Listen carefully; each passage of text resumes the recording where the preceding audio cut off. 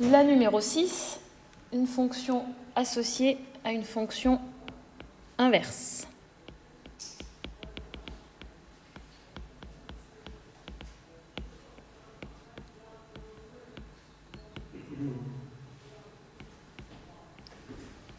Qui possède deux asymptotes.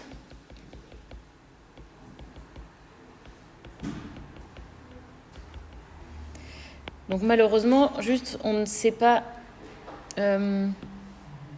écrire qu'on l'obtient par translation. Ça ne marche pas.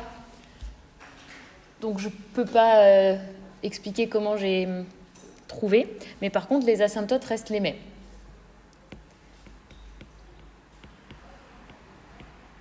Quand on fait des multiplications, les asymptotes restent identiques. Donc potentiellement, c'est la figure 44 qui pourrait correspondre.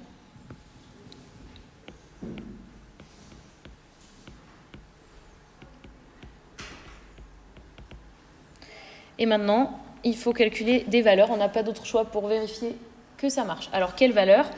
Je vais prendre la courbe qui est proposée et regarder des choses faciles à lire. Qu'est-ce qu'on a de facile à lire ? Encore une fois, on peut ne faire qu'une seule partie, la partie de droite, puisque les hyperboles sont toujours symétriques par rapport au point d'intersection des asymptotes. Bon, alors, par exemple, j'ai le point 3, 1 qui a l'air facile à lire sur cette courbe. Et puis, je vais prendre 1, 3. Alors, on va vérifier si f de 3 égale 1 et si f de 1 égale 3. Et ça suffira. Alors, f de 1, c'est 3 sur 1, c'est-à-dire 3. 1, 3 se trouve bien sur la courbe. Donc, ça a l'air de correspondre.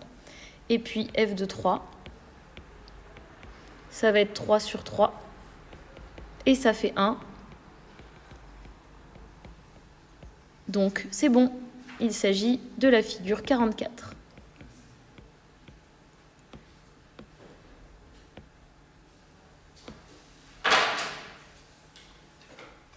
Alors, la numéro 7.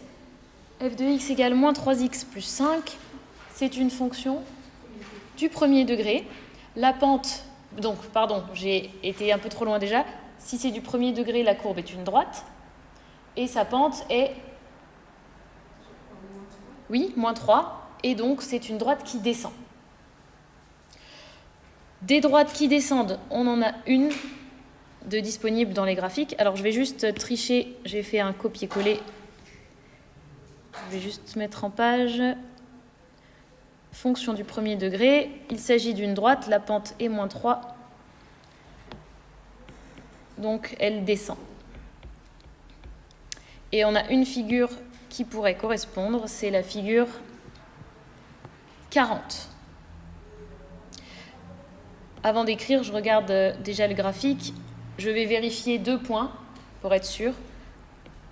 Je vais prendre celui-là et celui-là, par exemple. Je vais vérifier, donc ça passe bien par 0,5 et par 1, 2. Donc c'était la figure 40.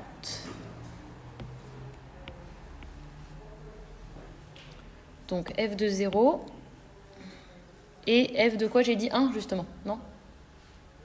C'était f de 1 ? Ok. Alors, f de 0, je remplace x par 0. Ça fait 5. Donc le point 0,5 se trouve sur la courbe de f. Et f de 1, je remplace x par 1. Ça fait 2. Donc le point 1, 2 se trouve sur la courbe de f. Ce qui est exactement ce que j'ai sur le dessin de la figure 40. Donc en conclusion, il s'agit bien de la figure 40. Alors la numéro 8, f de x égale 1 sur x moins 2, c'est une fonction associée à la fonction inverse.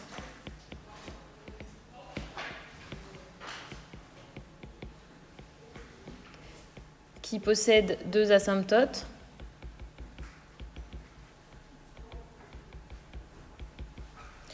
Et on a f de x qui va être égal à g de x moins 2. Le moins 2 se trouve à l'extérieur. Ce qui signifie qu'on va travailler sur les ordonnées cette fois. Donc pour obtenir CF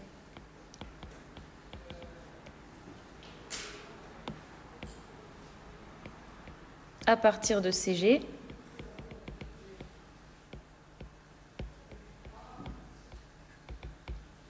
on fait une translation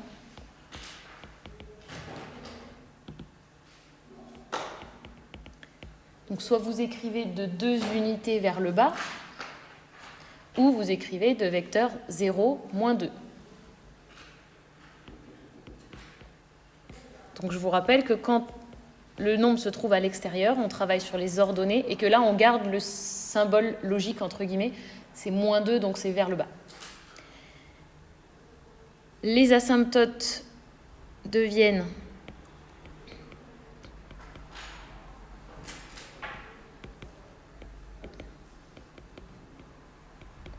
donc là je descends, ça veut dire que l'asymptote verticale ne change pas, la droite reste la même, donc là j'ai x égale 0.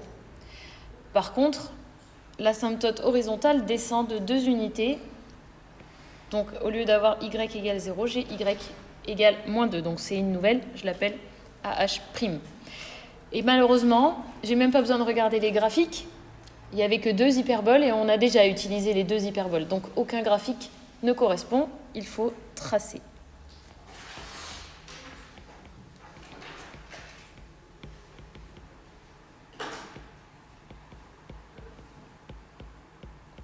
Donc, sur mon graphique, je vais tracer CG, puis après, je vais en déduire CF. Voici mon repère. Je vais tracer la fonction G. Donc, vous devez connaître par cœur les valeurs pour pouvoir tracer rapidement et efficacement. Donc, elle passe par 1, 1, par 2, 1,5, 1,5, 2. Et après, moi, je mets encore peut-être 1/4 ici. Et puis, ça suffira. Après, je raccourcirai mes axes si j'ai besoin. Donc, on trace.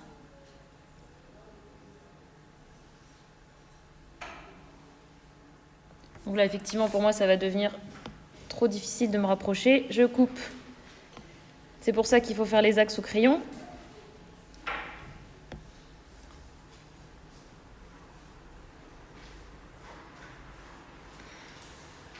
Là, ça va. Et maintenant, je fais la même chose en face par symétrie.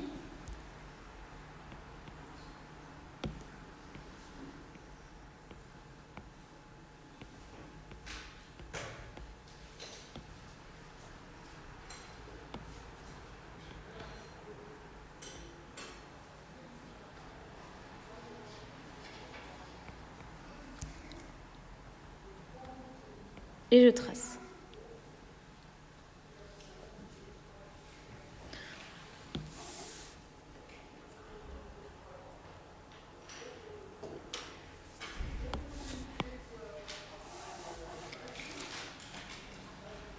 Et je n'oublie pas d'écrire CF. Alors maintenant, j'ai la nouvelle fonction à tracer. Je vais commencer par tracer les asymptotes qui changent. On a une asymptote qui a changé, c'est l'asymptote horizontale. Elle devient y égale moins 2. Donc, on va tracer la droite y égale moins 2.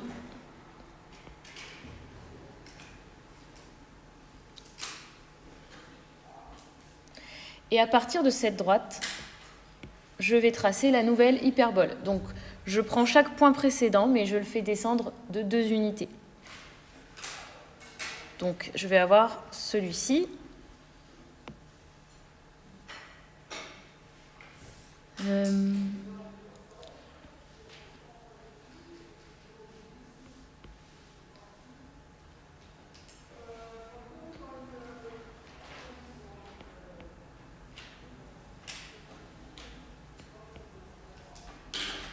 Et je trace.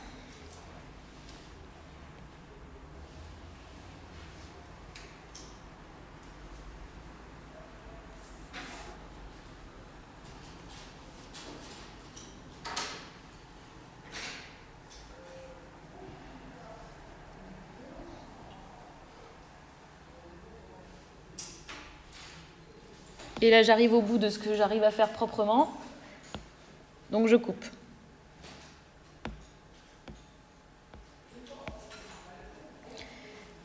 Et je fais la même chose en face. Donc, je descends tous mes points de 2 unités vers le bas.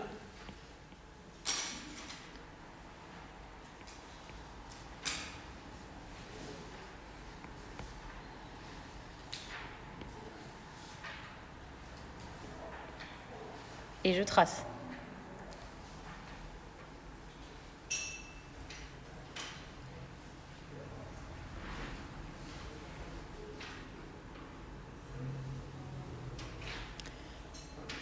Et surtout, je n'oublie pas d'écrire. Ah, je me suis trompée tout à l'heure, ça c'est CF. Et là, c'est CG.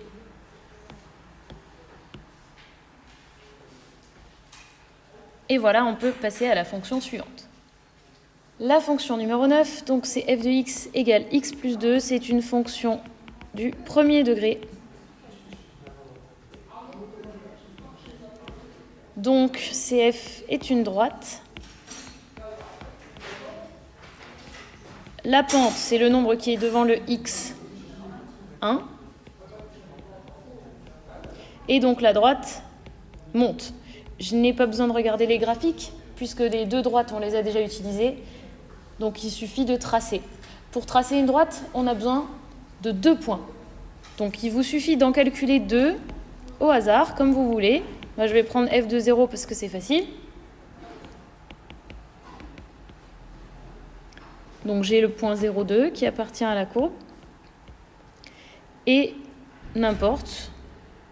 Donc je vais prendre f de moins 2.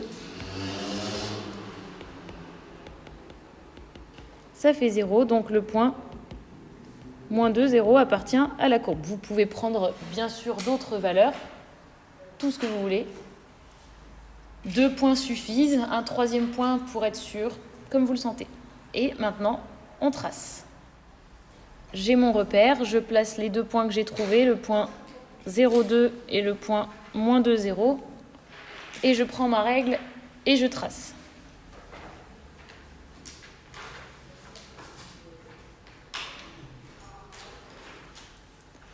Et je vais bien jusqu'au bout des axes. J'ai essayé avec l'iPad, mais ça donne toujours des petits problèmes. Et c'est CF. Et on arrive à la dernière fonction de la deuxième partie. La numéro 10, f de x égale 1 demi de x au cube. Donc, il s'agit d'une fonction du troisième degré.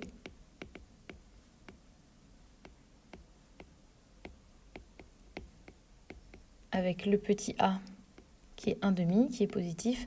Donc, CF monte d'abord. J'écris commence par monter comme dans l'exemple précédent.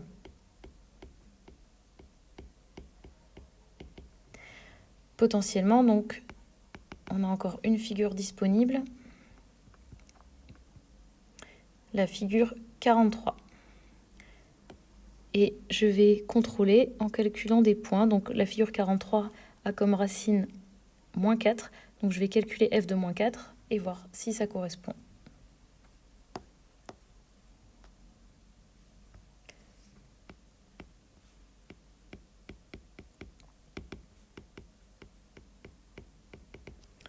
Alors calculons f de moins 4.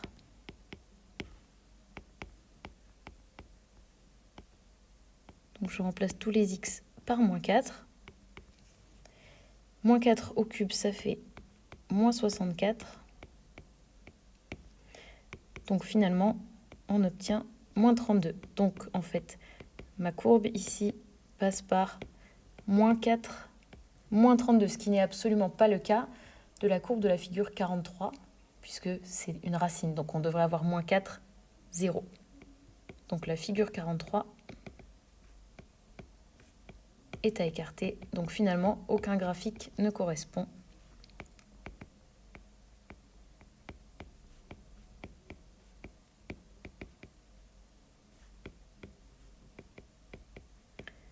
Et donc il va falloir la tracer. Voici mon repère. Alors pour la tracer, je vais faire un tableau de valeurs. Vous pouvez le faire sur votre calculatrice. Je vais prendre les faciles 0, 0.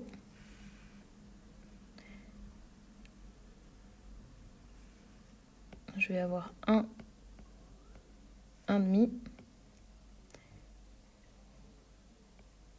2, 4, 4, 32. Bon, ce sera déjà trop grand. On va voir. Donc je vais placer mes points et ça devrait suffire. Ensuite, je me rappelle qu'elle va être symétrique par rapport à O. Donc je pourrais tracer l'autre côté par symétrie.